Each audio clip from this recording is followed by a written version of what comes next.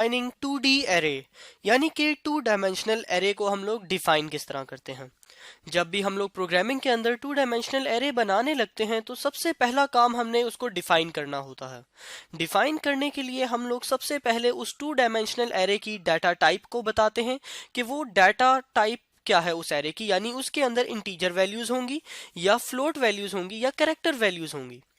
ये जब हम बता देते हैं तो उसके बाद हम बताते हैं कि उसके उस एरे का नाम क्या है।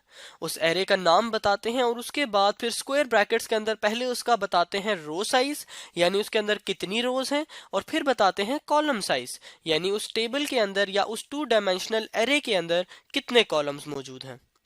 यहाँ पर ये बात याद रखी जाए कि रो साइज और कॉलम साइज इसीलिए बताया जाता है क्योंकि 2 डायमेंशनल एरे दरअसल टेबुलर डाटा, यानी कि ऐसा डाटा जो कि टेबल की फॉर्म में होता है, उसको सेव करने के लिए इस्तेमाल किया जाता है।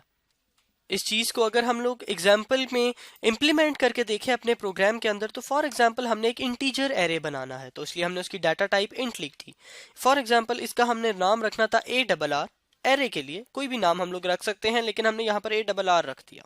अब फॉर एग्जाम्पल हमने एक एरे बनाना था जिसकी 3 रोज थी और 4 कॉलम्स थे, तो पहले हमने बताया कि उसकी 3 रोज हों और 4 कॉलम्स हों, और साथ ही हमने स्टेटमेंट को एंड कर दिया सेमी कॉलन के साथ। तो ये आप लोग देखते हैं कि ये हमने एरे को डिफाइन कर दिया। डिफाइन करने से क्या मुराद, उसका हमने बता दिया कि डाटा टाइप क्या है, नेम क्या है और उसका साइज क्या है। साइज में 2 चीजें होंगी, रो साइज और कॉलम साइज। और इसी रो साइज और कॉलम साइज को इस्तेमाल करके हम लोग बता सकते हैं कि उस 2 डायमेंशनल एरे के अंदर टोटल नंबर ऑफ एलिमेंट्स कितने आएंगे।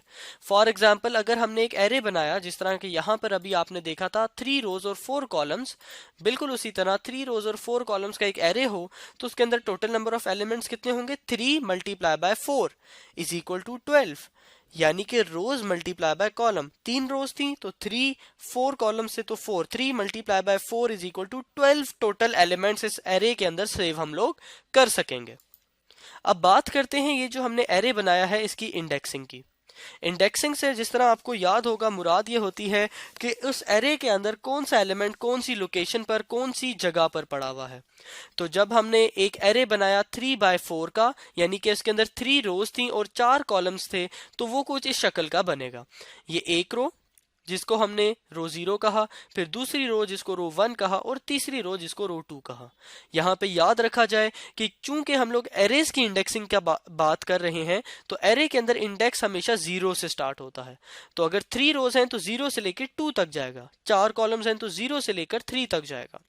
और ये जो एलिमेंट होगा ये हमारे पास कौन सी रो में आ रहा है, रो 0, और कौन से कॉलम में, कॉलम 0। तो इसका इंडेक्स क्या होगा, A00। यहाँ पर A जो है एरे का नाम है, तो इसका पहला एलिमेंट एरे का कहाँ पर होगा, A00।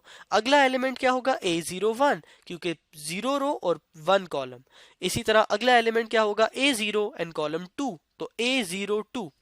तो इसी तरह फॉर एग्जाम्पल अगर आपसे कहा जाए कि इस वाली चीज का हमारे पास इंडेक्स क्या होगा, तो हम लोग बआसानी बता सकते हैं कि कौन सी रो में है, दूसरी रो में है और दूसरे कॉलम में। तो इसका इंडेक्स क्या होगा, ए यानी एरे का नाम और फिर रो नेम, रो नंबर सॉरी, और फिर उसके बाद कॉलम नंबर, तो A22। इसी तरह अगर इसकी बात की जाए तो A13 first row third column. इस तरह हमारे पास 2 डायमेंशनल एरे की इंडेक्सिंग की जाती है।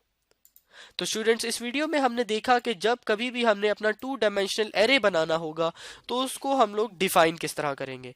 फिर हमने देखा कि उस डिफाइन जब हमने उसके अंदर कर दिया तो उसके अंदर मुख्तलिफ एलिमेंट्स की लोकेशन क्या होती है और उनका इंडेक्स क्या होता है। Thank you students.